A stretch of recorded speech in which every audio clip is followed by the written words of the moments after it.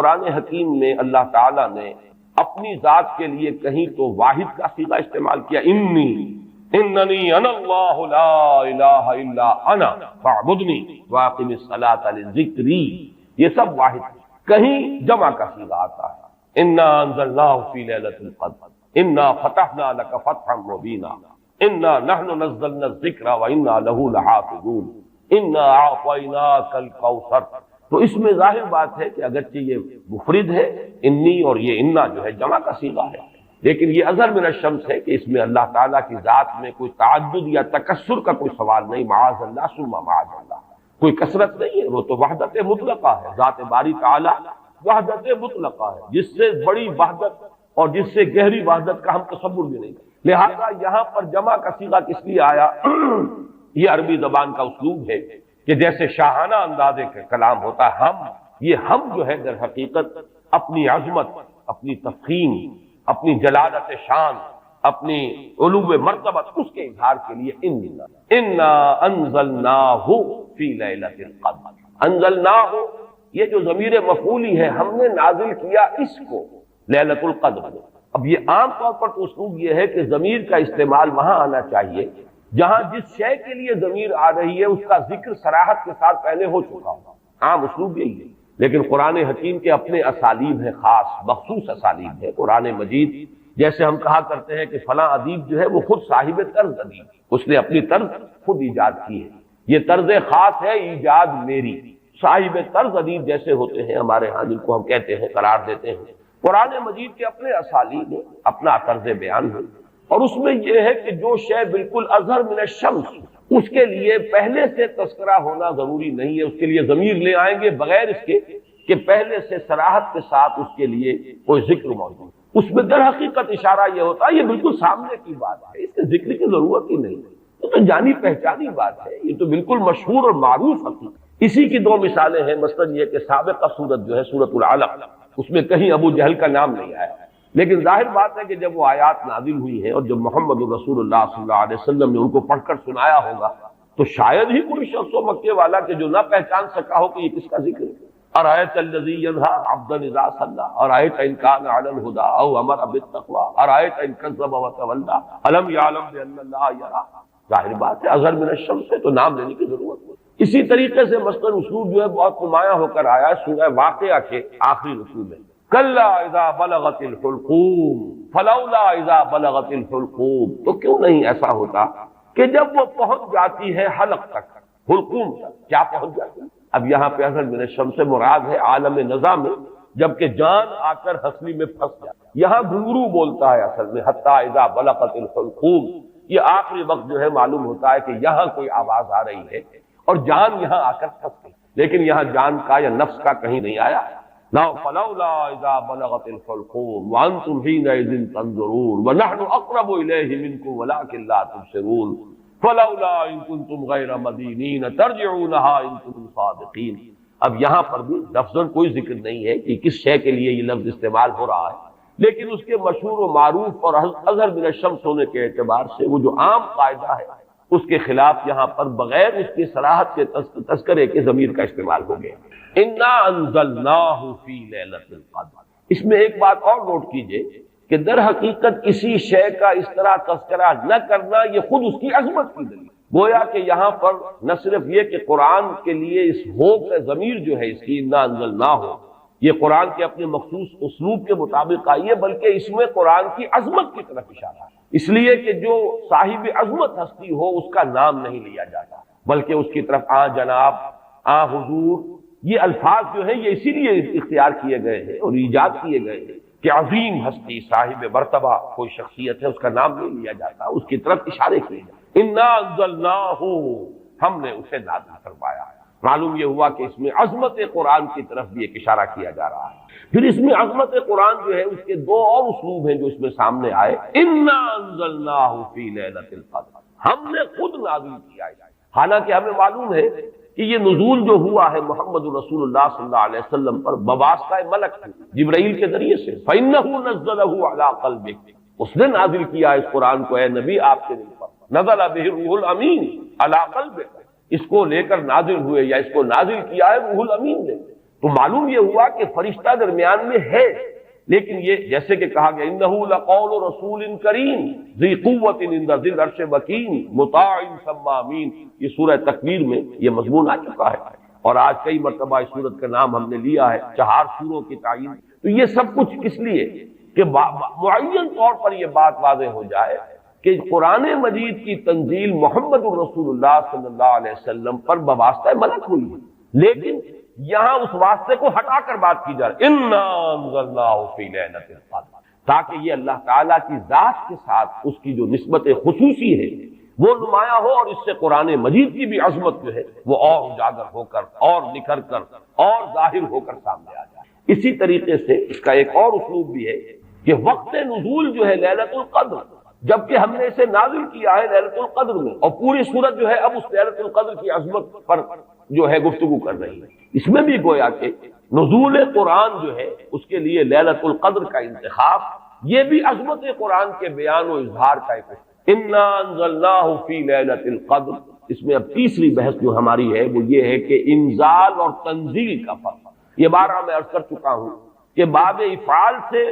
مصدر آئے اور پھر باب تنزیل سے اسی مادے سے اگر مصدر آئے تو ان میں فرق کیا ہوتا ہے۔ باب افعال میں کسی کام کا دفعتاً کر دیں، ایک ہی مرتبہ یک بارگی جسے ہم کہتے ہیں کام کو مکمل کر دیں۔ باب تفعیل میں تدریجاً، یہ تدریج خود جو ہے تفعیل کے وزن پر ہے، تدریجاً تھوڑا تھوڑا کر کے کسی کام کو بڑے اہتمام کے ساتھ، اس لیے کہ جب اہتمام ہوتا ہے اور جب اس کی خاص توجہ ہوتی ہے تو رفتار کم ہو جائے گی، اور جب کہیں کسی کام کو بس تیزی سے کر دیا جائے تو پھر اتنی توجہ کی ضرورت نہیں ہوتی۔ اس میں مثال جو ہے بہت نمایاں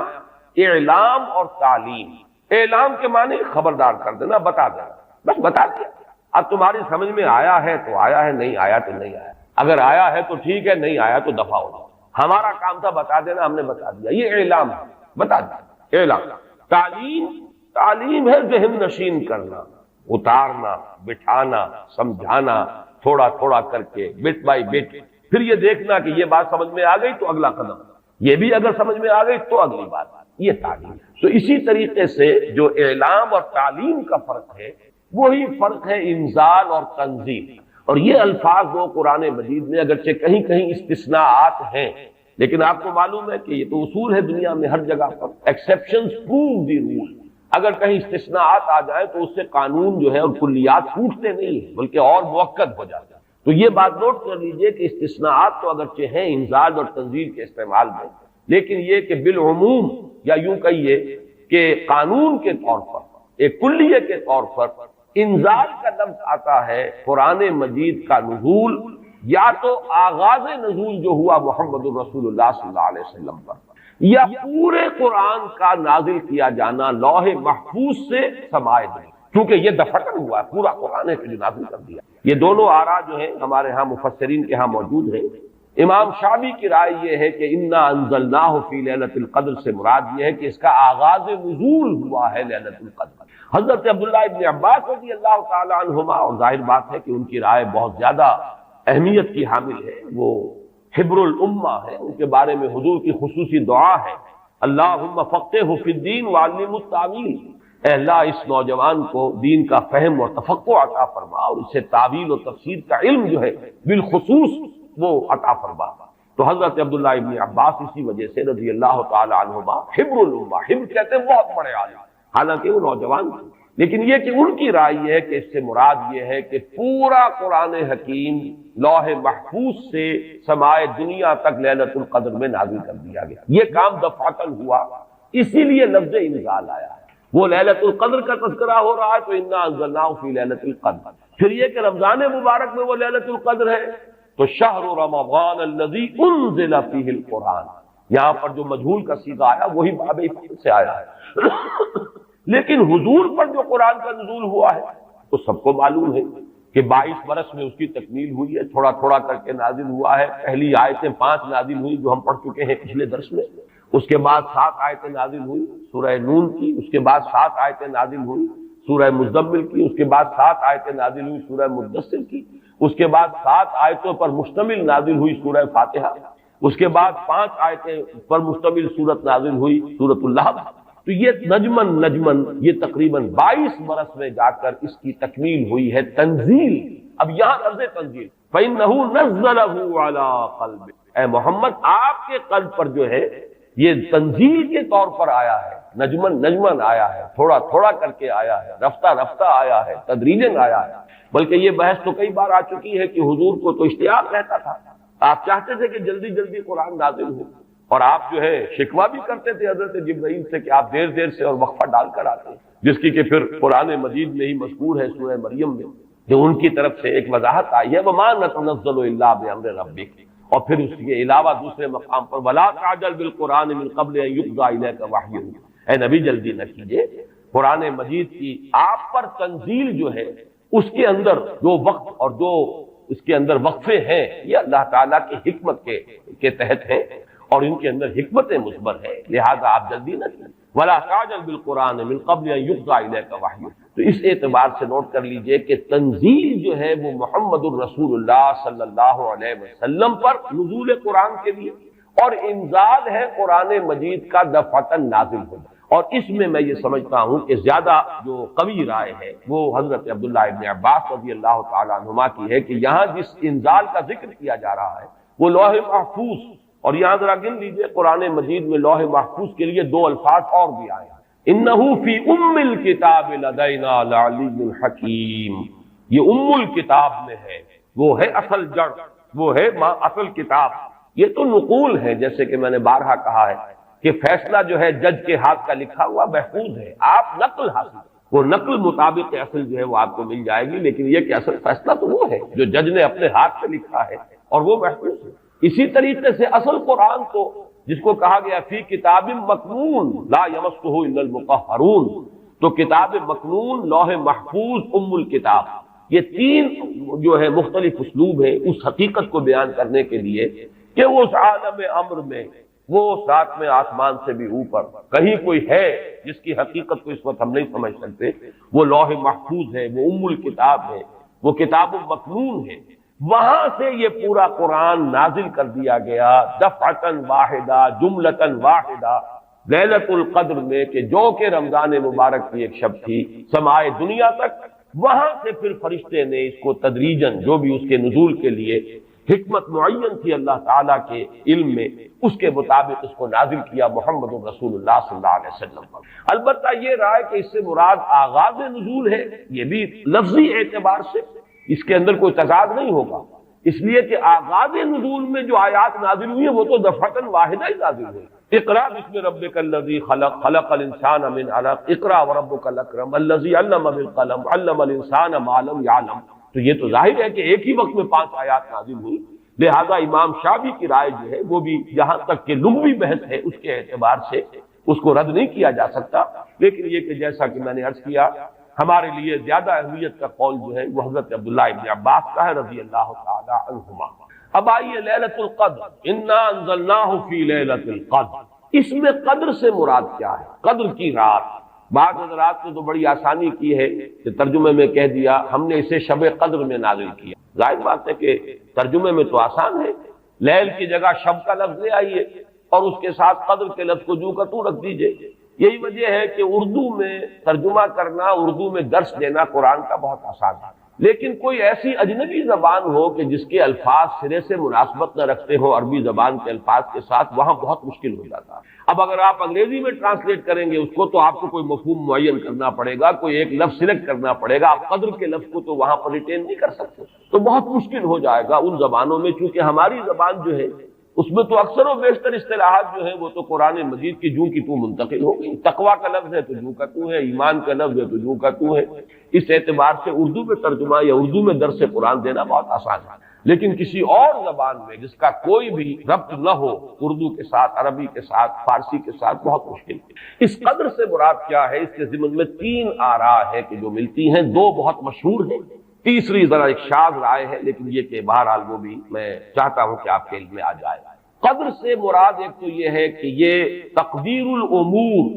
یہ رات وہ ہے کہ جس میں 1 سال کے لیے مقادیر اور تقدیروں کا تعین ہو جائے. اگرچہ ایک لفظ میں نے استعمال غلط کر دیا اس جملے میں، تعین تو وہ ہو چکا ہے ازل میں، اللہ تعالیٰ کے علم ازلی میں تو وہ چیزیں پہلے سے موجود ہیں. کب کس وقت کس شے کو ظہور پذیر ہونا ہے، کب کس وقت کس جگہ کون سا واقعہ ظاہر ہوگا۔ لیکن یہ ہے کہ وہ تو اللہ کا علم قدیم ہے، علم کی حد تک وہ علم قدیم ہے، وہ تو ہمیشہ سے شے جو ہے موجود ہے اللہ کے علم قدیم میں۔ لیکن یہ کہ ہر سال کا معلوم ہوتا ہے کہ جیسے ہمارے ہاں ایک مفہوم ہے، بجٹ سیشن ہے، سال بسال کچھ چیزیں معین کی جاتی ہیں، اس اعتبار سے ہر سال یہ ایک شب آتی ہے کہ جس میں اس سال سے متعلق امور فرشتوں کے حوالے کریں۔ اس اصل جو ہے ام الکتاب سے یوں سمجھ لیجئے، ام الکتاب اب یہاں میں لفظ استعمال کر رہا ہوں، اللہ تعالیٰ کا علم قدیم، اللہ تعالیٰ کے علم قدیم میں جو چیزیں معین ہیں، جو آنے والے سال کے لیے جو حالات، حوادث، واقعات جو بھی ظہور پذیر ہونے ہیں، ان کے بارے میں اللہ کے جن فیصلوں کی تنفیذ ہونی ہے وہ حوالے کر دی جاتی ہیں فرشتوں کے کہ وہ ان کو تنفیذ۔ یہ گویا کہ تقدیر کی رات ہے، لیلۃ القدر، یعنی وہ رات جس میں تقدیر الامور، تمام معاملات جو ہیں ان کا معاملہ طے کر دیا جاتا ہے۔ اور اس کی تائید ہوتی ہے وہ سورہ دخان کی آیت سے فیہا یفرق کل امر حکیم، اور اس آیت میں جو لفظ آیا وہ بہت پیارا آیا، یفرق، اس رات میں ہر بات جو پختہ ہے وہ جدا کر دی جاتی، فرق کے معنی جدا کر، فرق الگ کر دینا، فرق کے معنی ہے کسی شے کے ٹکڑے کر دینا، وہ فرق ہوگا۔ فرقوا دینہم، انہوں نے اپنے دین کے ٹکڑے کرے، کسی شے کو، کسی جز کو کل سے جدا کرنا، یہ فرق ہوگا۔ تو معلوم ہوا فیہا یفرق کل امر حکیم۔ میں آج سوچ رہا تھا تو انگریزی کا ایک لفظ بہترین ذہن میں آیا، ایشو ہو جانا، ایک شے ایشو کر دیا، اب یہ آرڈرز ایشو ہو گئے، طے ہے علم قدیم میں، اللہ تعالیٰ کا وہ علم قدیم جو ازلی ہے اس میں تو وہ چیزیں ہیں، لیکن اس سال کے لیے وہ آرڈرز ایشو کر دیے گئے، فیہا یفرق کل امر حکیم امرا من عندنا، ہمارے پاس سے ان معاملات کا معاملہ جو ہے فیصلہ ہوتا ہے، کوئی اور طاقت نہیں ہے فیصلہ کرنے میں، وہ فیصلے ہمارے ہی ہیں، ہمارے ہی پاس سے وہ فیصلے جو ہیں صادر ہوتے ہیں۔ لیکن یہ کہ اس شب میں لیلہ مبارکہ اسے کہا گیا، انا انزلناہ فی لیلۃ مبارکۃ انا کنا منذرین فیہا یفرق کل امر حکیم امرا من عندنا انا کنا مرسلین، وہ ہمارے پاس سے وہ فیصلے جو ہیں وہ صادر ہو کر اور حوالے کر دیے جاتے ہیں، گویا کہ آپ جیسے کہتے ہیں آرڈر ایشو ہو گئے، آپ کے تبادلے کے یا آپ کی ترقی کا جو حکم ہے ایشو ہو گیا۔ تو یہ گویا کہ یہ ایک سال کا معاملہ، اور اس کے ساتھ ہی نوٹ کر لیجئے قرآن حکیم میں معلوم ہوتا ہے کہ اللہ تعالیٰ کے ہاں سے یہ فیصلے جو ہیں قضاء و قدر کے اور جو بھی اللہ کے احکام ہیں ان کی تنفیذ، تدبیر امر، اس کے لیے بھی کئی لیولز معین ہیں۔ چنانچہ سورہ سجدہ میں جو فرمایا گیا ہے وہ تو یہ ہے کہ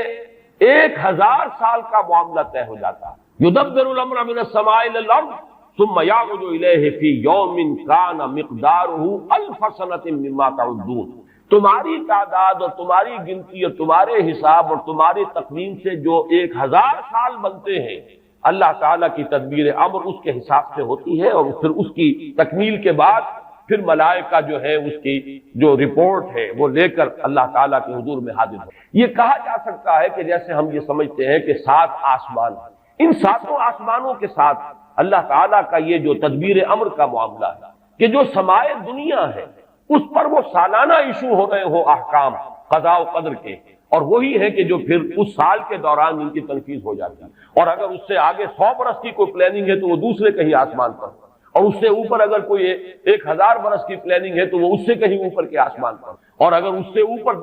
10,000 برس کی کوئی پلاننگ ہے تو اس سے اوپر کے آسمان پر ہو۔ یہ سارے معاملات ممکن ہیں، یہ عالم امر کی وہ باتیں ہیں جن کو صحیح طور پر سمجھنا ہم صرف اشارات کے حوالے سے کوئی دھندلا سا تصور قائم کر سکتے ہیں کہ قرآن ایک طرف یہ نہیں کہہ رہا ہے، یدبر الامر من السماء الى الارض ثم يعرج الیہ فی یوم کان مقدارہ 1000 سنۃ مما تعدون۔ سورہ معارج میں یہ بھی ہے، تعرج الملائکۃ والروح الیہ فیہا، اس میں فی یوم کان مقدارہ 50,000 سنۃ، 50,000 برس کا بھی ایک دن ہے اللہ کا۔ تو ہو سکتا ہے کہ ان تمام مختلف درجہ بدرجہ جو تدبیر امر کے فیصلے اللہ کی طرف سے حکمت الہی اور علم الہی سے جن چیزوں کا کہ ایشو ہو رہا ہو، جس کے کہ احکام صادر ہو رہے ہو، وہ بھی درجہ بدرجہ ہو، اور یہ جو ہے سمائے دنیا پر یہ ایک سالانہ جو ہے نظم اس کا قائم ہو، اور اس کے حوالے سے فرشتوں کو جو اس دنیا کے فرشتے ہیں جو یہاں پر تنفیذ امر کی جو خدمت ہے اس پر مامور ہیں، ان کے حوالے کر دیے جاتے ہیں۔ تو ایک رائے تو میں نے عرض کی کہ قدر سے مراد تقدیر، کہ یہ رات جو ہے تقدیر الامور کی رات ہے، تمام جو امور ہیں ان کے مقادیر، ان کی تعیین، ان کے بارے میں اللہ تعالیٰ کے احکام جو ہے ان کا ایشو ہو جانا۔ ایک رائے یہ ہے کہ یہ قدر سے مراد ہے قدر و منزلت، اونچا رتبہ، علو شان، منزلہ اور شرف۔ اب اس کی تائید ہوتی ہے، معلوم ایسا ہوتا ہے کہ یہ دونوں باتیں تو بیک وقت جو ہے مراد ہے، اسی لیے میں نے کہا یہ دونوں اقوال بہت مشہور بھی ہیں، اور میرے نزدیک یہ دونوں ہی اس میں یہ ذو معنیین لفظ کے طور پر یہاں استعمال ہوا، یہ دونوں ہی مراد ہیں۔ یہ رات خود اپنی جگہ پر بھی بجائے خود، جسے ہم کہتے ہیں بجائے خود بھی بہت قدر و منزلت کی رات ہے، اور اس شب میں 1 سال کے معاملات جو ہیں وہ فرشتوں کے حوالے کر دیے جاتے ہیں۔ اس اعتبار سے اس کو کہا گیا لیلہ مبارکہ، انا انزلناہ فی لیلۃ مبارکہ، یہ خود مبارک ہے، اس کے اندر برکتیں ہیں، اس کے اندر عظمت ہے، اس کی اپنی شان بلند ہے، علو مرتبت کی حامل ہے یہ رات۔ یہ دو مفہوم جو ہے جب تو میں نے جیسا کہ عرض کیا یہ تو بہت کثرت کے ساتھ ہیں اور یہی زیادہ مشہور بھی ہیں، بلکہ ان کے ضمن میں دوسری بات کے ضمن میں ایک نقطہ ترازی کے درجے کی بات ہے، لیکن بات چونکہ حسین ہے وہ میں آپ کو سنا رہا ہوں۔ ابو بکر وراق ہے جنہوں نے اس میں نقطہ پیدا کیا ہے کہ یہ لیلہ قدر اس لیے ہے لأنه نزل فيها کتاب ذو قدر على لسان ملک ذی قدر على امت لها قدر۔ یہ تین انہوں نے قدر جمع کیے ہیں کہ یہ اس لیے اس کو لیلۃ القدر کہا گیا کہ ایک طرف تو یہ کہ اس میں وہ کتاب نازل ہوئی جو بڑی قدر و منزلت والی کتاب ہے، ثانیاً وہ اس فرشتے کی زبانی نازل ہوئی کہ جو بہت قدر و منزلت کا، ذی قوت عند ذی العرش مکین مطاع ثم امین، پھر اس امت کے لیے اس کی تنزیل ہو رہی ہے جس کی بڑی قدر و منزلت ہے اللہ کے ہاں۔ اور شاید اسی وجہ سے وہ کہتے ہیں جناب وراق کہ شاید اسی وجہ سے لفظ قدر جو ہے اس سورہ مبارکہ میں 3 مرتبہ آیا ہے، انا انزلناہ فی لیلۃ القدر وما ادراک ما لیلۃ القدر لیلۃ القدر خیر من الف شہر۔ لیکن جیسا کہ میں نے عرض کیا ہے یہ بس ایک نقطے کے حد تک ہے، ایک دلچسپ نقطہ ہے، میں نے اس کا تذکرہ کر دیا ہے۔ ایک تیسرا مفہوم جو شاذ ہے جو لیا گیا قدر سے، کہ قدر کا ایک مفہوم ہے تنگی کا بھی، جیسے کہ سورۃ الفجر میں ہم پڑھ چکے ہیں فَأَمَّا الْإِنسَانُ إِذَا مَا ابْتَلَاهُ رَبُّهُ فَأَكْرَمَهُ وَنَعَّمَهُ فَيَقُولُ رَبِّي أَكْرَمَنِ وَأَمَّا إِذَا مَا ابْتَلَاهُ فَقَدَرَ عَلَيْهِ رِزْقَهُ فَيَقُولُ رَبِّي أَهَانَنِ۔ انسان کا معاملہ عجیب ہے کہ جب اس کا رب اس کا امتحان لیتا ہے، اسے آزماتا ہے، نعمتیں دے کر، عزت دے کر، تو کہتا میرے رب نے مجھے عزت دے دی، اور جب اس کا رب اس کو آزماتا ہے اس پر رزق کو تنگ کر کے، تو وہ کہتا میرے رب نے مجھے ذلیل کر دیا۔ تو یہاں پر جو تنگی کا مفہوم ہے قدر میں، تو ایک مفہوم یہ لیا گیا ہے کہ یہ لیلۃ القدر لیلۃ الضیق ہے، اور یہ اس لیے کہ اس زمین پر اتنی کثرت سے، اتنی کثیر تعداد میں فرشتے نازل ہوتے ہیں کہ تنگی پیدا ہو جاتی ہے۔ اب ظاہر بات ہے کہ یہ اس عالم ارواح کے ساتھ مناسبت رکھنے والے لوگ جن کی اپنی روحیں جو ہیں وہ اس درجے لطیف ہوں کہ کچھ مناسبت ان کو پیدا ہو گئی ہو، صرف ان کا ایک ادراک ہو سکتا ہے، باقی یہ کہ جہاں تک لفظ کا تعلق ہے اس میں اس کی گنجائش موجود ہے۔ تو لیلۃ القدر کے 3 مفہوم ہوئے، جن میں سے 2 جو ہے پہلے وہ تو باہم جمع بھی ہو سکتے ہیں، ذو معنیین لفظ کی حیثیت سے اس کا استعمال ہو سکتا ہے۔ اس میں تمام مقادیر اور تمام تقدیروں کا گویا کہ اللہ تعالیٰ کی طرف سے صدور ہو جاتا ہے، ایشو ہو جاتے ہیں تمام احکام آئندہ سال کے۔ دوسرے یہ کہ یہ خود اپنی جگہ پر بڑی مبارک اور بڑی قدر و منزلت والی رات ہے۔ تیسری بات وہ ہے جو میں نے عرض کیا، ایک شاذ کی رائے ہے کہ اس میں فرشتوں کا نزول اس کثرت سے ہوتا ہے کہ زمین کے اندر اس کی وجہ سے جگہ کی تنگی ہو جاتی ہے، واللہ اعلم۔ اب اس کے بعد فرمایا وما ادراک ما لیلۃ القدر، یہ ما ادراک اور ما یدریک، اس کے بارے میں بعض حضرات کی ایک رائے ہے جو شاید اس سے پہلے اتنی وضاحت سے میں نے کبھی بیان نہ کی ہو، آج اس کو نوٹ کر لیجئے۔ عموماً تو مفسرین دونوں کا مفہوم ایک ہی لیتے ہیں، یعنی آپ کو کیا معلوم، آپ کو کس نے بتایا، گویا کہ نفی ہے کہ آپ کا اندازہ نہیں ہو سکتا کہ وہ کیا شے ہے، وہ لیلۃ القدر کی عظمت کیا ہے۔ لیکن بعض حضرات نے یہ فرق کیا ہے کہ جب یہ فعل ماضی میں آتا ہے وما ادراک، اس میں مراد یہ کہ آپ کو خوب معلوم ہو، کیا ہی معلوم ہے آپ کو کہ اس کی قدر و قیمت کیا ہے، یعنی اس میں گویا کہ نبی اکرم صلی اللہ علیہ وسلم کے لیے نفی نہیں بلکہ اس بات، القارعہ وما ادراک ما القارعہ، القارعہ ما القارعہ وما ادراک ما القارعہ، گویا کہ اس بات ہوتا ہے کہ آپ کو خوب معلوم ہے کہ قارعہ کیا ہے۔ اسی لیکن یہ کہ جہاں ما یدریک آتا ہے وما یدریک لعلہ یزکا او یذکر فتنفع الذکرى، جہاں فعل مضارع آئے گا وہاں در حقیقت وہ مفہوم ہوگا کہ یہ بات حضور صلی اللہ علیہ وسلم کے علم میں نہیں۔ آپ کو کیا معلوم، ہو سکتا ہے کہ وہ نصیحت اخذ کرتا، اس کو تزکیہ حاصل کر لیتا، تو اس کے اندر تو نفی ہو سکتی ہے کہ اس وقت آپ کے علم میں وہ بات نہیں۔ لیکن یہ بھی ایک تو یہ کہ ایک علمی نکتہ ہے اور اس میں ذرا باریک قسم کی نحوی بحث ہے۔ میں خود اپنا مقام یہ نہیں سمجھتا کہ اس قسم کی باریک نحوی بحثوں میں کوئی حتمی رائے قائم کرے۔ دوسرے یہ کہ اس سے ہماری حد تک کوئی فرق واقع نہیں ہوتا۔ فرق اگر واقع ہوتا ہے تو محمد الرسول اللہ صلی اللہ علیہ وسلم کے بارے میں واقع ہوتا ہے کہ اگر وما ادراکا آیا ہے تو گویا کہ اس بات ہے کہ حضور کے علم میں وہ بات ہے، اور وما یدریکا ہے تو گویا کہ اس میں نفی ہے کہ وہ بات حضور کے علم میں نہیں ہے۔ لیکن ہمارے لیے تو دونوں حالتوں میں نفی ہی نفی ہے۔ ہمیں کیا معلوم قارعہ کی اصل حقیقت ہمیں کیا اندازہ ہو سکتا ہے، لیلۃ القدر کی اصل عظمت کا ہمیں کیا اندازہ ہو سکتا ہے، قرآن کی عظمت و فضیلت کا ہمیں کیا اندازہ ہو سکتا ہے۔ ہمارے اعتبار سے وہ بحث جو ہے وہ محض ایک اکیڈمک اور ایک علمی بحث بن کر رہ جاتی ہے، اس کا کوئی فرق واقع نہیں ہوتا۔ اب اس کے بعد سوال پیدا ہوتا ہے کہ یہ رات جو ہے مخفی کیوں رکھی گئی؟ تعین کے ساتھ کچھ معلوم نہیں یہ رات کون سی رات ہے، اس کا جواب تو میں بعد میں دوں گا کہ اس میں جو آراء ہیں مختلف، لیکن یہ کہ اس کو کیوں مخفی رکھا گیا اس پر کچھ پیاری باتیں ہیں جو مفسرین نے کہی ہیں۔ پہلی بات تو یہ کہ جتنی عظیم چیزیں ہیں ان سب کو مخفی رکھا گیا۔ قیامت کب آئے گی؟ مخفی آئے گی، یہ یقینی ہے۔ کب آئے گی؟ یہ تو ان امور میں سے ہے کہ جس کا علم نبی اکرم صلی اللہ علیہ وسلم کو بھی نہیں دیا گیا، جبرائیل کو بھی نہیں دیا۔ چنانچہ حدیث جبرائیل میں واضح طور پر الفاظ موجود ہیں وَمَا الْمَسْئُولُ عَنْهَا بِأَعْلَمَ مِنَ السَّائِلِ، کچھ معلوم نہیں، نہ سائل کو معلوم نہ مسئول کو معلوم قیامت کب آئے گا۔ اب یہ عظیم حقیقت مخفی رکھا گیا اور اس کا خاص طور پر ذکر کیا گیا سورہ طٰہٰ میں، اکاد اخفیھا لتجزی کل نفس بما تسعی۔ اگر تعین کر دیا جاتا تو جو قریب کے زمانے کے لوگ ہوتے وہ تو خوب پھر محنت کرتے آخرت کے لیے، اور ذرا فاٹنے والے ہوتے وہ ذرا تساہل کرتے اس کے بارے میں۔ اس کو رکھا گیا ہے، تلوار لٹکی ہوئی ہے، کسی بھی وقت گر سکتی ہے، یہ جیسے گلوٹین کبھی اگر آپ نے دیکھا ہو جس طریقے سے کہ اس کا چھرا گرتا ہے، کسی بھی وقت گر سکتی ہے، لہذا ہر وقت چوکس رہو، چوکنے رہو، جیسے کہ صحابہ کرام کی شان معلوم ہوتی ہے بعض روایات سے کہ ذرا تیز ہوا چلتی تھی تو وہ سمجھتے تھے کہ قیامت آ گئی۔ اس درجے استحضار تھا اعصاب کے اوپر، اس کا اتنا اثر تھا کہ ذرا تیز جھکڑ چلا اور انہوں نے سمجھا قیامت آ گئی۔ تو اس طریقے سے قیامت کو مخفی رکھا گیا۔ اکاد اخفیھا لتجزی کل نفس بما تسعی۔ نہ آج سے 100 برس پہلے والوں کو معلوم تھا کہ قیامت کب آئے گی، نہ آج والوں کو معلوم ہے، نہ اگر ابھی دنیا کی عمر ہے ابھی 100 برس اور تو قیامت سے ایک دن پہلے بھی شاید یقینی طور پر معلوم نہ ہو سکے کہ کل قیامت آ رہی ہے، تاکہ ہر وقت جو ہے امتحان اتنا ہی شدید رہے، اتنا ہی کڑا امتحان رہے ہر ایک کے لیے۔ لتجزی کل نفس بما تجزی بما تسعی، تاکہ ہر ذی نفس کو بدلہ ملے اس کی سعی کے مطابق۔ اسی طریقے سے موت کا وقت معلوم نہیں، وما تدری نفس بأی ارض تموت، کہاں موت آئے گی کچھ معلوم نہیں، کہاں موت آئے گی، کب موت آئے گی کچھ معلوم نہیں۔ اسی طرح نوٹ کیجئے صلاۃ وسطیٰ، حافظوا علی الصلوات والصلاۃ الوسطیٰ معین نہیں،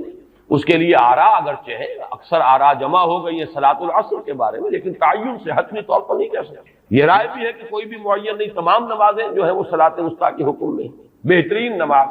کوشش کرو کہ پوری محافظت کرو، صرف نماز کی نہیں، بہترین نماز، ہر نماز تمہاری بہترین نماز ہونی چاہیے، ہر روز روز عید ہو، ہر شب برات۔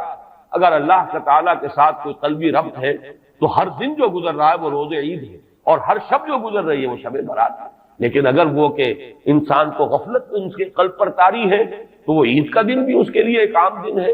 اور شب برات بھی اس کے لیے ویسی ہی ایک رات ہے جیسی کہ ہر روز آتی ہے اور چلی جاتی ہے۔ اس اعتبار سے اس کو بھی خاص جو ہے معین نہیں کیا گیا صلاۃ وسطیٰ کون سی۔ اسی طرح بعض روایات میں جو آتا ہے اس میں اعظم، اللہ کا ایک نام ایسا ہے کہ اس کے واسطے سے اللہ سے جو بات مانگی جائے وہ رد نہیں، لیکن وہ کون سا نہیں بتایا گیا۔ اقوال ہیں، اندازے ہیں، حی و قیوم پر زیادہ، الحی القیوم پر زیادہ لوگوں کا جو ہے وہ اجماع ہوا ہے، لیکن یہ کہ یقین سے نہیں کہہ سکتے۔ تو اسی میں اس کو بھی نوٹ کر لیجئے کہ اس کو مخفی رکھا گیا ہے لیلۃ القدر کو۔ لوگ زیادہ سے زیادہ محنت کریں، زیادہ سے زیادہ مشقت کریں، اس کے لیے جو بھی اس کی قدر و منزلت سے کسی درجے میں آگاہ ہے، وہ اگر معین ہی ہو جاتا کہ ایک شب یہ ہے تو پھر تو سب کے سب اس رات میں محنت کر لیتے، باقی راتیں جو ہیں وہ پھر سونی اور ویران گزرتی۔ لیکن یہ کہ مطلوب یہ ہے کہ زیادہ سے زیادہ راتیں آباد ہوں، زیادہ سے زیادہ راتوں میں ذکر ہو، عبادت ہو، دعا ہو، اس لیے اس کو مخفی رکھا گیا. یہ حکمت ہے. اس میں بھی ایک عجیب نکتہ ہے جو امام راضی رحمۃ اللہ علیہ نے بیان کیا ہے، اور حوالہ اگرچہ نہیں دیا اس حدیث کا،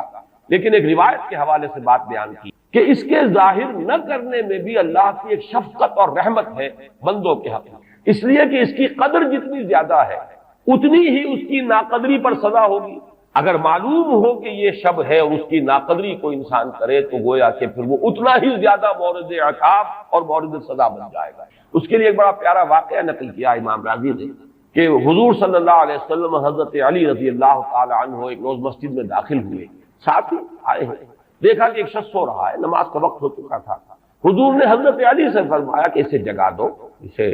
ہوش میں لے آؤ تاکہ یہ وضو کرے، نماز کے لیے تیاری کرے. حضرت علی نے امتثال امر کیا، جا کر جگا دیا. لیکن پھر ایک سوال کیا حضرت علی کہ حضور آپ تو خود نیکی کے کاموں میں بہت سبقت فرمانے والے ہیں، سباق بالخیر یہ لفظ آیا، سبقت کرنے والے بہت کثرت کے ساتھ، تو آپ نے یہ جو ہے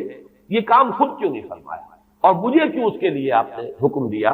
آپ خود بھی اسے جگا سکتے تھے. آپ نے فرمایا کہ تم اس کی حکمت کو سمجھ لو، میرے جگانے پر اگر وہ نہ جاگتا اور انکار کر دیتا تو کفر ہو جاتا اس کے حق میں، اور تمہارے جگانے پر اگر کوئی تساہل سے بھی وہ کام لیتا تو وہ کفر نہ ہوا. تو یہ ایک فرق ہے کہ اللہ تعالیٰ کی طرف سے ایک شفقت ہے کہ حضور صلی اللہ علیہ وسلم جگاتے اور کسی درجے میں وہ انکار کر دیتا. کبھی ایسا بھی ہوتا آدمی نیند میں ہے اور وہ کہتا جاؤ جاؤ مجھے آرام کرنے دو، تو اگر میرے ساتھ یہ معاملہ ہوتا تو وہ کفر کے درجے کو پہنچ جاتی بات. لیکن اگر تمہارے ساتھ یہ معاملہ ہو بھی جاتا تو اس درجے شدید نہ ہوتا.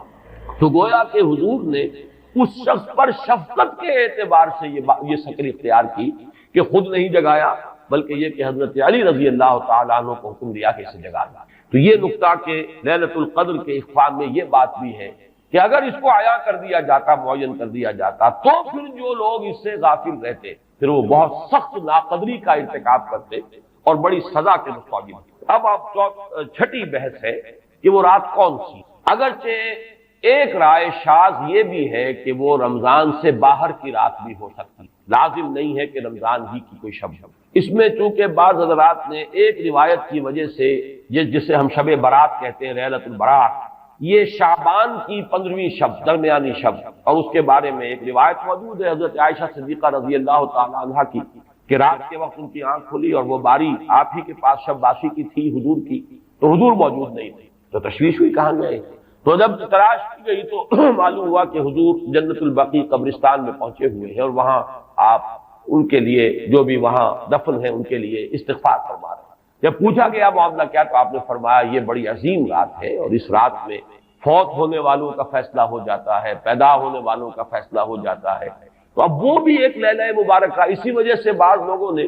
وہ جو سورہ دخان کی ابتدائی آیات ہے انا انزلناہ فی لیلۃ مبارکۃ، اس کو محمول کیا ہے اسی رات پر کہ جس کو ہم شب برات کہتے ہیں اپنی عام اصطلاح میں. لیلۃ البرات اسے عربی میں کہا جاتا ہے. برات کے معنی کسی کا چھٹکارا پا لینا. یہ شب برات جو ہے وہ برات شادی والی برات نہیں ہے، بلکہ یہ برات کا لفظ ہے عربی زبان کا، جو ہمارے ہاں وہ غلط العام میں برات شب برات بن گیا ہے. برات من اللہ ورسولہ، جو سورہ برات کا پہلا لفظ ہے کہ چھٹکارا پانا، کہ وہ رات بھی ایسی ہے کہ اس میں انسان استغفار کرے اور اللہ تعالیٰ سے اپنے گناہوں کی معافی مانگے تو اپنے آپ کو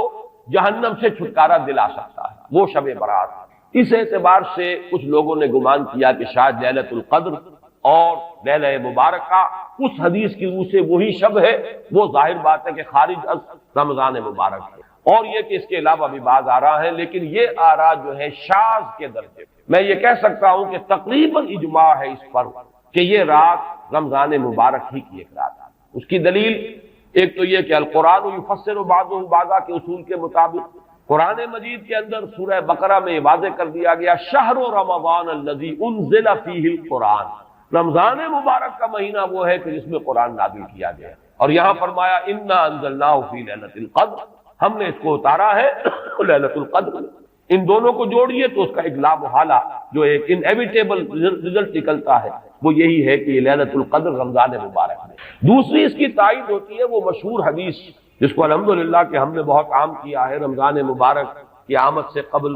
کوشش ہوتی ہے ہر سال جو ہے اس کی یاد دہانی کرا دی جائے. ایک طویل خطبہ جو حضور نے دیا تھا، خطبنا رسول اللہ صلی اللہ علیہ وسلم فی آخر یوم من شعبان، یہ حضرت سلمان فارسی رضی اللہ تعالیٰ عنہ سے مروی ہے کہ حضور نے شعبان کے آخری دن ہمیں خطبہ ارشاد فرمایا، یا ایھا الناس قد اظلکم شہر عظیم شہر مبارک شہر فیہ لیلۃ خیر من الف شہر، لوگوں آگاہ ہو جاؤ، تم پر ایک بہت مبارک مہینے نے، بڑی عظمت والے مہینے نے سایہ کر دیا ہے، سایہ فگن ہو گیا ہے تم پر ایک مہینہ جو بڑی عظمت والا ہے، شہر عظیم جو بڑی برکت والا ہے، شہر مبارک، اور تیسرا جملہ اس میں یہی ہے شہر فیہ لیلۃ خیر من الف شہر، وہ مہینہ کہ جس میں ایک رات وہ بھی ہے کہ جو 1000 مہینوں سے افضل۔ ان دونوں چیزوں کے حوالے سے تقریباً دلائل بھی موجود ہیں، اور ویسے یہ کہ جیسا کہ میں عرض کر چکا ہوں اجماع ہے کہ یہ رمضان مبارک ہی کی ایک شب ہے، لیکن رمضان مبارک کی کون سی شب ہے،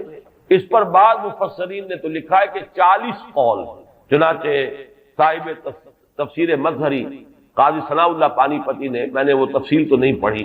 کہ 40 قول نقل، لیکن امام راضی نے جو 9 قول نقل کیے ہیں وہ میں تیزی کے ساتھ آپ کو سنا دیتا ہوں۔ ابن رزین رحمہ اللہ کا قول یہ ہے کہ رمضان کی پہلی شب ہے۔ حضرت حسن بصری رحمت اللہ علیہ، یہ ہے تابعین میں سے، اس لیے میں رضی اللہ عنہ نہیں کہہ رہا، رحمت اللہ علیہ، حضرت حسن بصری رحمت اللہ علیہ کی رائے ہے کہ یہ 17ویں شب ہے، یعنی وہ شب کہ پھر جس کے اگلے دن جو ہے وہ غزوہ بدر ہوا ہے، یوم الفرقان۔ حضرت انس رضی اللہ تعالی عنہ مرفوعاً روایت کرتے ہیں کہ یہ 19ویں شب ہے۔ محمد بن اسحاق جو بہت بڑے سیرت نگار ہیں حضور کے، ان کا قول ہے کہ یہ 21ویں شب ہے۔ حضرت عبداللہ ابن عباس رضی اللہ تعالی عنہما سے قول جو ہے مروی ہے کہ یہ 23ویں شب ہے۔ حضرت عبداللہ ابن مسعود رضی اللہ تعالی عنہ سے مروی ہے کہ یہ 24ویں شب ہے، اور اس کو میں ذرا اہمیت دیتا ہوں اس لیے کہ 24ویں شب جو ہے سورہ علق کی ابتدائی آیات کے نزول کے ضمن میں کچھ حساب کتاب کے جوڑنے سے 24ویں اور 25ویں شب کا بھی معاملہ جڑتا ہے، جو کہ میں نے آپ کو سورہ علق کے درس کے دوران بتایا تھا۔ اس کے بعد حضرت ابو ذر غفاری رضی اللہ تعالیٰ عنہ کا قول ہے کہ یہ 25ویں شب ہے۔ اس کے بعد حضرت ابی ابن کعب رضی اللہ تعالیٰ عنہ کا قول ہے، یہ وہ ہے جن کو کہ حضور نے خود فرمایا کہ اقرأہم ابی ابن کعب، قرآن مجید کے سب سے بڑے قاری حضرت ابی ابن کعب ہیں رضی اللہ تعالیٰ عنہ، اور ان کے بھی سینے پر آپ نے تھپکی دی تھی کہ ایک سوال کیا آپ نے کہ سب سے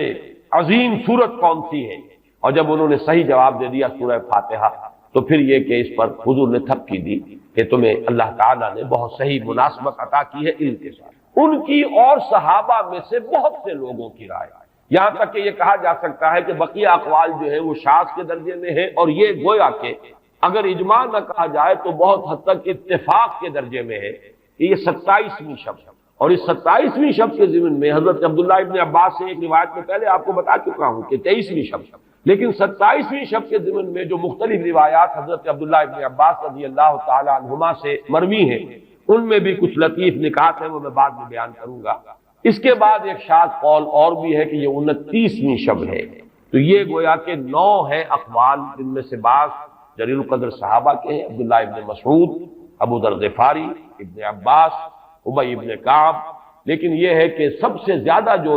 اتفاق اگر اجماع نہ کہا جائے تو 27ویں شب پر ہے۔ اس 27ویں شب کے بارے میں حضرت عبداللہ ابن عباس نے 3 نکتے بیان کیے۔ ایک نکتہ تو یہ ہے کہ یہ پوری سورہ مبارکہ جو ہے سورۃ القدر، اس میں 30 الفاظ ہیں، اور ان 30 الفاظ میں سے 27واں لفظ ہے ہی حتی مطلع الفجر، یہ 27واں ہے۔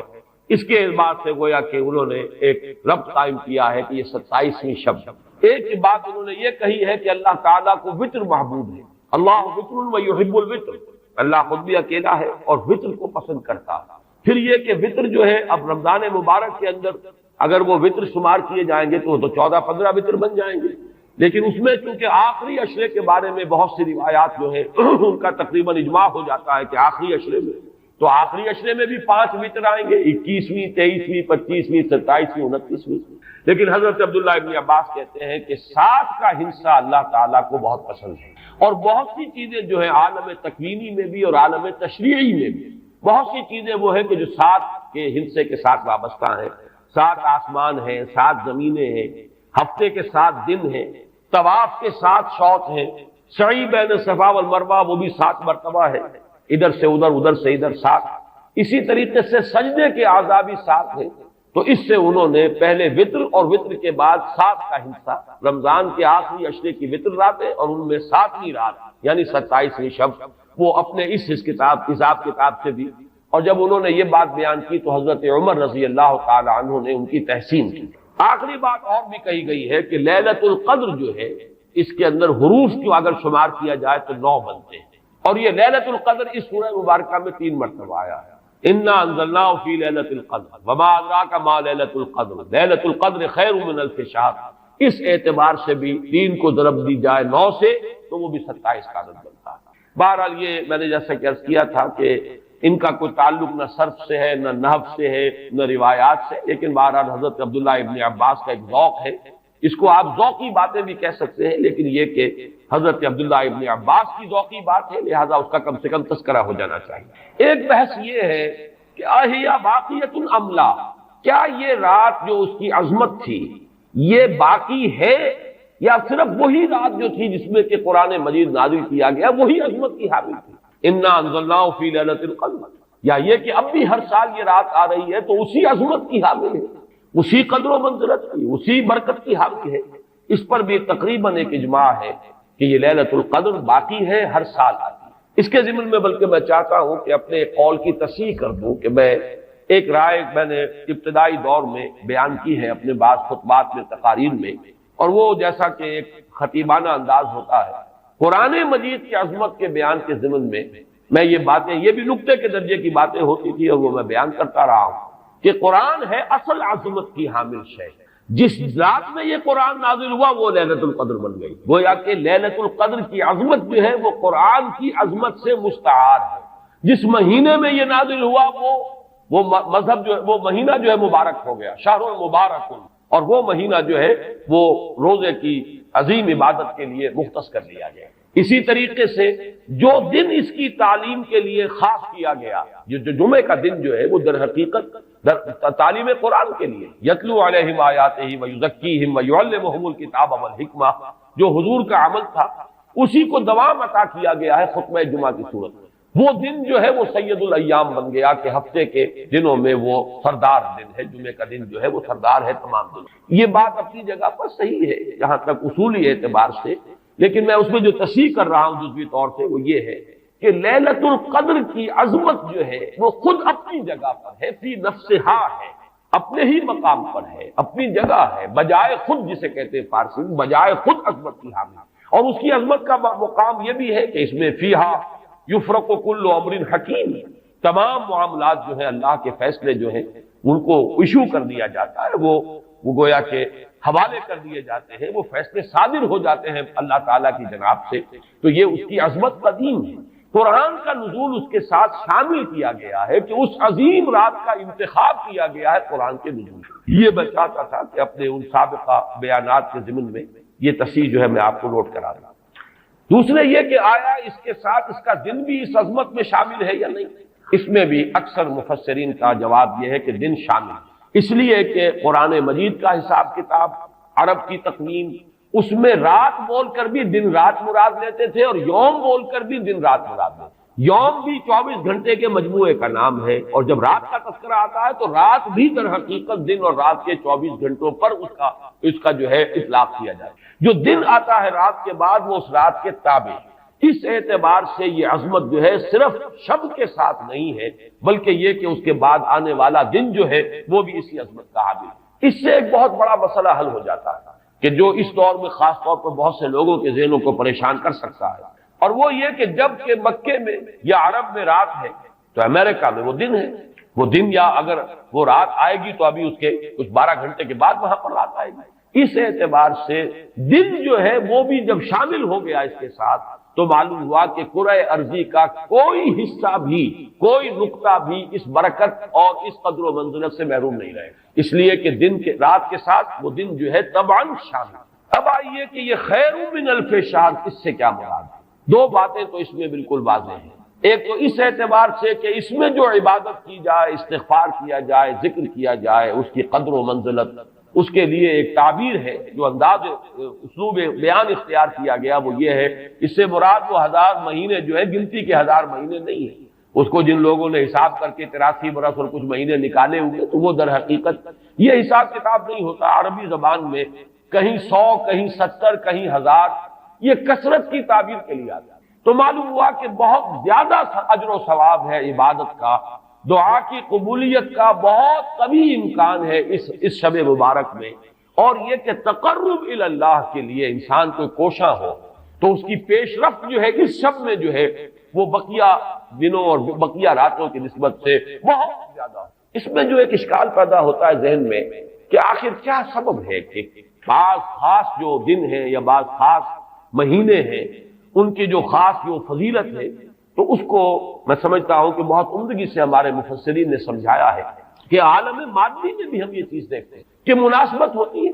کوئی فصل ہے گندم کی، اب آپ اگر اس کو غلط موسم میں اگر بو دیں گے تو آپ کا بیج بھی ضائع ہو جائے گا. مناسبت ہے، صحیح وقت ہے اس کا، اسی میں اگر وہ فصل جو ہے وہ بوئی جائے گی تو وہ مثمر ہوگی، اس سے آپ کو فصل حاصل ہو جائے گی. لیکن اگر آپ نے غیر وقت میں وہی بیج بہترین ہو، دانا عمدہ سے عمدہ ہو، زمین اچھی سے اچھی ہو، لیکن یہ کہ موسم اگر آپ نے غلط کر لیا ہے تو گویا کہ مناسبت جو ہے اوقات، دنوں، ایام، راتوں، مہینوں، سالوں، ان کے جو بھی ایک خاص مناسبت ہے نیکی کے ساتھ، خیر کے ساتھ، عالم امر کے ساتھ، روحانیت کے ساتھ، عالم ارواح کے ساتھ، اس کو ہم قیاس کر سکتے ہیں کہ جیسے موسموں اور دنوں کا معاملہ ہے اسی طریقے سے اس عالم ارواح کے اندر اور روحانی عالم کے اندر بھی کچھ ایام ہیں، کچھ دن ہیں، کچھ مہینے ہیں جن کی خصوصی مناسبت ہے. چنانچہ رمضان مبارک کا مہینہ ہے، اسی طریقے سے یہ لیلۃ القدر ہے، اس کے اندر جو ہے قدر و منزلت اللہ نے جو رکھی ہے وہ اس کی ایک خصوصیت ہے جس کو ہم ظاہر بات ہے کہ عالم امر کی اشیاء جو ہے کما حق ہو تو ان کا ادراک اور شعور ہم اس وقت اس زندگی میں اس دنیا میں حاصل نہیں کر سکتے، لیکن اس کی طرف اس تمثیل کے ذریعے سے کچھ نہ کچھ جو ہے رہنمائی ہو جاتا ہے. جیسے کہ قرآن مجید کی عظمت کما حق ہو، جیسے کہ وہ عظمت ہے، کما ہیا کسی انسان کے لیے ممکن نہیں کہ اس کا ادراک اور شعور کر سکے. لیکن مثال دی گئی لو انزلنا القرآن على جبل لرأيته خاشعا متصدعا من خشية الله وتلك الامثال نضربها للناس لعلهم يتفكرون. یہ مثالیں ہم بیان کر دیتے ہیں لوگوں کے لیے کہ جو معاملات، جو امور، جو لطیف حقائق ان کے ادراک و شعور سے ماوراء ہیں، بلندتر ہیں، اس کا کوئی اجمالی اور کوئی مبہم خاکہ تو ان کے ذہن میں آ ہی جائے ایک تمثیل کی مدد سے. اس اعتبار سے اس مادی عالم میں بھی جو موسموں کے اثرات اور ان کی مناسبت یا عدم مناسبت کسی کام کے ساتھ ہے، اس کے حوالے سے ہم سمجھ سکتے ہیں کہ اللہ تعالیٰ نے خاص گھڑیاں، خاص ساعات، جیسے فرمایا گیا کہ جمعے کے دن ایک خاص ساعت ایسی ہے، اب دیکھیے اس کو بھی شمار کر لیجئے، وہ بھی مخفی رکھی گئی ہے کہ وہ ساعت کون سی. ایک خاص ساعت ہے کہ اگر کوئی شخص دعا کرے گا اس گھڑی میں تو وہ رد نہیں ہوئی، لیکن اسے خفیہ رکھ دیا گیا. بعض حضرات کے خیال میں دونوں خطبوں کے درمیان جو وقت ہو جبکہ امام بیٹھتا ہے یہ وقفہ ہے وہ خاص ساعت. بعض حضرات کے نزدیک وہ نماز کے ادا ہونے سے لے کر عصر تک کا وقفہ ہے. لہذا بہت سے حضرات کو آپ نے دیکھا ہوگا کہ وہ جمعے کے روز نماز جمعہ ادا کرنے کے بعد سے عصر تک مسجد میں قیام کرتے ہیں، ذکر اور تلاوت اس میں مشغول رہتے ہیں. بعض حضرات کے نزدیک اس سے مراد ہے اذان ہونے سے نماز کے ادا ہو جانے تک، اذا نودی للصلاۃ من یوم الجمعۃ فاسعوا الی ذکر اللہ وذروا البیع اور فاذا قضیت الصلاۃ فانتشروا فی الارض. ان دونوں کے مابین جو وقت ہے وہ گویا کہ اس کا، لیکن اس کو بھی مخفی رکھ دیا گیا. وہ جو میں نے کچھ لسٹ گنوائی تھی کہ عظمت والی چیزوں کو اللہ نے چھپایا ہے، اسے مخفی رکھا ہے، اسی میں اس کو بھی شامل کر لیجئے کہ ایک گھڑی ہے جمعے کے دن، ایک وقت ہے، ایک ساعت ہے، اس میں جو دعا کی جائے قبول ہو جائے گا. اسی طریقے سے یہ لیلۃ القدر ہے،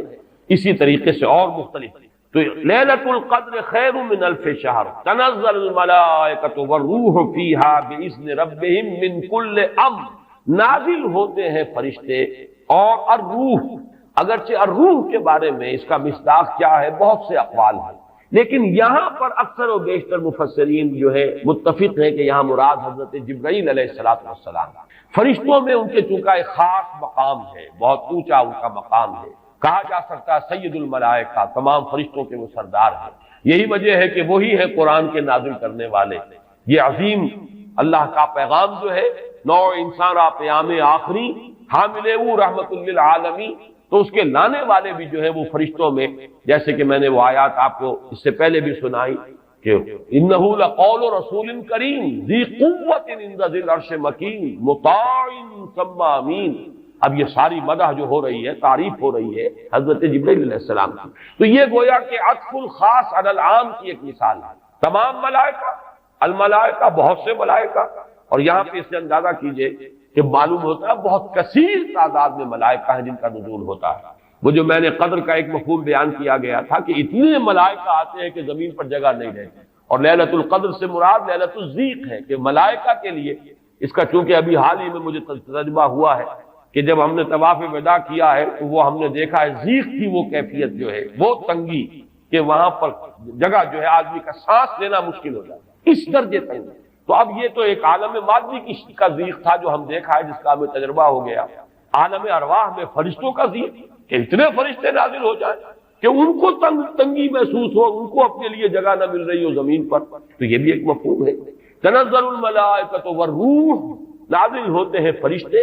اور جبرائیل، بالخصوص حضرت جبرائیل علیہ السلام، فیہا اس شب میں بِإِذْنِ رَبِّهِمْ مِنْ كُلِّ أَمْرٍ سلام، وہ اپنے رب کے اذن سے. اس میں گویا کہ وہ جڑ کاٹی جا رہی ہے، جیسا کہ میں نے بارہا بیان کیا ہے کہ ایمان بالملائکہ ہی بگڑ کر مشرکانہ نظام کی شکل اختیار کر لے. یہ دیویوں اور دیوتاؤں کا تصور جو دنیا میں ہے، گاڈز اینڈ گاڈیسز، اور یہ جو بھی عربوں کے ہاں تھا آلہہ کا تصور، یہ در حقیقت فرشتوں کا تصور ہے جو بگڑ گیا. ہم جانتے ہیں فرشتہ پہاڑوں کا ایک فرشتہ ہے، ملک الجبال، جو حضور کی خدمت میں حاضر ہوا تھا یوم طائف کو. اگر آپ مجھے حکم دیں میں ان پہاڑوں کو آپس میں ٹکرا دوں، اور جن لوگوں نے آپ کے ساتھ یہ زیادتی کی ہے وہ سرمے کی طرح پس کر رہ جائیں. ملک الجبال ایک فرشتہ ہے کہ جو پہاڑوں پر معمور ہے. اسی کو کہہ دیا گیا پہاڑوں کا دیوتا. فرق کیا ہے ملک الجبال اور پہاڑوں کا دیوتا میں؟ فرق کیا ہے؟ دیوتا کے ساتھ تصور یہ کہ اسے کچھ اختیار حاصل، جبکہ فرشتوں کے بارے میں جو صراحت قرآن کرتا ہے ان کے پاس اختیار کوئی نہیں. یفعلون ما یؤمرون، وہ وہی کچھ کرتے ہیں جو جس کا انہیں حکم دیا جاتا ہے. لا یعصون اللہ ما امرهم ویفعلون ما یؤمرون، وہ اللہ کے کسی حکم کی نافرمانی نہیں کرتے، وہی کرتے ہیں جس کا ان کو حکم ہوتا ہے. اور وہ آیت جو میں نے پہلے بھی آج سنائی ہے، حضرت جبرائیل نے حضور کے اس شکوے یا گلے کی کے جواب میں جو بھی کہا، اپنی وضاحت پیش کی، ما نتنزل الا بامر ربک، اے نبی، اے محمد صلی اللہ علیہ وسلم، آپ کا شوق اپنی جگہ، لیکن ہم نازل نہیں ہو سکتے آپ کے رب کے اذن کے بغیر، آپ کے رب کے حکم کے بغیر، ہمارا اختیار نہیں ہے. اور وہ مقام اس اعتبار سے عظیم ترین مقام ہے قرآن مجید کا، ضربۃ السنام، لہو ما بین ایدینا وما خلفنا وما بین ذالک. اللہ ہی کا اختیار ہے اس پر بھی جو ہمارے سامنے ہے، اللہ کے اختیار میں ہے وہ بھی جو ہمارے پیچھے ہے، اور اللہ کے اختیار میں وہ بھی جو ان دونوں کے مابین ہے. اب ان دونوں کے مابین کیا ہے؟ میرے آگے یہ سب کچھ ہے، میرے پیچھے یہ سب کچھ ہے. میرے آگے اور پیچھے کے مابین کون ہے؟ میں ہوں. گویا کہ ملائکہ بالکلیہ اللہ کے اختیار ہے، ان کا کوئی اختیار جو ہے اپنا نہیں ہے، اگرچہ بہت ملائکہ مقربین ہے، مقام بہت بلند ہے، نوری مخلوق ہے. چنانچہ مسلم شریف میں حضرت عائشہ صدیقہ رضی اللہ تعالیٰ عنہ سے روایت موجود ہے کہ اللہ نے فرشتوں کو نور سے پیدا کیا، نوری الخلق، نوری الاصل. پھر یہ کہ مقربین، اللہ کے بہت قریب قرب رکھنے والے، لیکن اختیار جو حکم ملتا ہے. بس یہ بات پیش نظر رہے تو ایمان بالملائکہ جو لازم ہے ہمارے ایمانیات کا جزو لا ينفک ہے. آمنت باللہ وملائکتہ وکتبہ ورسلہ والیوم الآخر والقدر خیرہ وشرہ من اللہ تعالی والبعث بعد الموت. ایمان باللہ کے فوراً بعد ایمان بالملائکہ لازم ہے. لیکن یہ کہ ذرا سا دیکھیے بال برابر ادھر سے ادھر ہو جانے سے وہ جو ہے کہ رفتم کے خارج پاکشم محمل نہا شد الزدر، یک لحظہ غافل گشتم و 100 سال راہم دور شد. ایک لحظے کی غفلت جو ہے وہ 100 سال کی دوری ڈال دیتی ہے راستے کے اندر. ایک لحظے کی ذرا سی یہ لفظش جو ہے، اگر ان ملائکہ کے بارے میں یہ تصور قائم ہو جائے کہ یہ بھی صاحب اختیار ہے تو ٹھیک ہے، پھر کچھ دنڈوت ہونی چاہیے، پھر کچھ چڑھاوے چڑھانے چاہیے، پھر ان سے دعائیں کرنی چاہیے، ان سے استغاثہ ہونا چاہیے، ان کو پکارا جانا چاہیے. وہ سارا کا سارا شرک کا جو طومار ہے اب اس کے لیے پورا جواز پیدا ہو گیا اگر ذرا سی یہ علمی غلطی. تو اسی لیے یہاں پر خاص طور پر تنزل الملائکۃ والروح فیہا بإذن ربہم، اپنے رب کے اذن سے نازل، از خود نازل نہیں. یہی بات ہے کہ جو وہاں فرمائی گئی ہے اس سورہ مبارکہ میں، فیہا یفرق کل امر حکیم امرا من عندنا، ہمارے پاس سے وہ امر جاتا ہے، کسی اور کا اختیار نہیں ہے۔ امرا من عندنا، اس کا فیصلہ ہم کرتے ہیں۔ یدبر الامر، ہم ہیں، تدبیر امر ہم کرتے ہیں، فیصلہ کرنے والے ہم ہیں، حکم دینے والے ہم ہیں، تقدیر کا تعین کرنے والے ہم ہیں، اس کے لیے حکم ایشو کرنے والے ہم ہیں۔ تو فرمایا امرا من عندنا انا کنا مرسلین، اور ہم ہی ہیں کہ جو بھیجنے والے ہیں، اپنے فرشتوں کو بھیجتے ہیں تنفیذ امر کے لیے، اپنے رسولوں کو بھیجتے ہیں لوگوں کو خبردار کرنے کے لیے، جو کہ اگلی صورت کا مقصد ہے، جو مرکزی مضمون ہے کہ مقصد رسالت ہے کیا۔ تو فرمایا تنزل الملائکۃ والروح فیہا باذن ربہم من کل امر۔ اب دیکھیے کل امر کس طرح یہ الفاظ جو ہے ایک دوسرے کے ساتھ ان دونوں مقامات کے جو ٹیلی کر رہے ہیں۔ انا انزلناہ فی لیلۃ القدر، انا انزلناہ فی لیلۃ مبارک، قدر اور مبارک یہ دونوں ایک دوسرے کے مقابل میں آ گئے۔ یہاں فرمایا من کل امر، تنزل الملائکۃ والروح فیہا باذن ربہم من کل امر،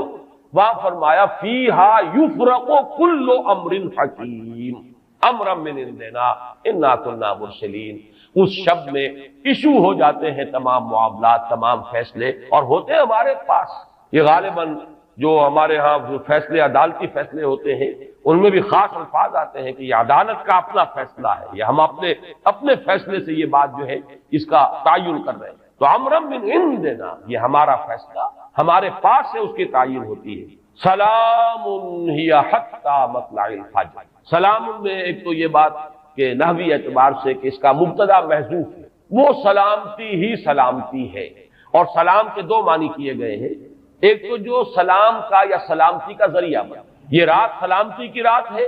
اس رات میں سلامتی حاصل کی جا سکتی ہے، اس رات میں اللہ کی مغفرت حاصل کی جا سکتی ہے، اللہ کے عفو و درگزر کے عام ہونے کی رات ہے۔ ایک یہ کہ اس رات میں مولانا اصلاحی صاحب نے ایک بڑا پیارا لفظ استعمال کیا ہے کہ جو شیاطین جن ہیں ان پر کرفیو لگا دیا جاتا ہے، جیسے رمضان مبارک کے بارے میں آیا ہے کہ ان جو شیاطین ہیں ان کو قید کر دیا جاتا ہے، یعنی یہ کہ برائی کے جو محرکات و دوائی ہیں ان میں کمی آ جاتی ہے، خیر کے دوائی اور داعیات و محرکات وہ اس کے اندر نکھرتے ہیں، ابھرتے ہیں، اور یہ ہر شخص کو اندازہ ہے رمضان مبارک کا ایک خاص ماحول ہو۔ اس میں واقعہ یہ ہے کہ اگرچہ بدطینت لوگ اس میں بھی بد کرداری کا معاملہ کرتے ہیں، لیکن یہ کہ طبیعت جو عام ماحول اس ماہ مبارک کا ہوتا ہے اس میں خیر کا کرنا نسبتاً بہت آسان دوسرے دنوں کے مقابلے میں، اور برائی کی طرف میلان جو ہے وہ زیادہ ہی شدید ہوگا تو شاید اس کا جو ہے اظہار ہو جائے، ورنہ عام طور پر برائی کے میلانات جو ہے ان میں کمی پیدا ہو جاتا ہے۔ تو سلام ایک تو اس معنی میں کہ سلامتی حاصل کرنے والی رات، دوسرے یہ کہ اس رات میں سلامتی ہوتی ہے کہ جنات جو ہیں شیاطین جن ان کے اوپر پابندیاں ہیں، قدغنے ہیں، اور ایک یہ لفظ لایا گیا ہے سالم کے معنی، سالم پوری رات، یہ پوری رات کا معاملہ ہے، اس کی کوئی خاص ساعت نہیں ہے۔ اس میں گویا کہ خاص دلجوئی کی جا رہی ہے کہ اگر کوئی شخص پوری رات میں نہیں بھی جاگ سکا لیکن اگر طبیعت میں انشراح ہو جائے کسی اس کی ایک ساعت میں، کسی ایک حصے میں، تو وہ یہ سمجھے کہ وہ محروم نہیں رہا، اسے اس رات کی سعادتوں اور برکات میں سے حصہ ملا۔ ہی حتی مطلع الفجر، اور یہ رات جو ہے یہ فجر کے طلوع ہونے تک یہ برکات کا نزول، فرشتوں کا نزول، خیر و سعادت، سلامتی کا حصول، یہ تمام چیزیں جو ہیں اس رات کے آخری جو سرحد ہے مطلع الفجر، طلوع فجر تک یہ تمام کیفیات برقرار رہتی ہیں۔ اللہ تعالی ہم سب کو یہ لیلہ قدر اور لیلہ مبارکہ جو ہے اس کی برکات سے اور اس کی قدر و منزلت سے اور اس کے خیرات و حسنات سے متمتع ہونے کی توفیق عطا فرمائے۔ بارک اللہ لی و لکم فی القرآن العظیم ونفعنی و ایاکم بالآیات والذکر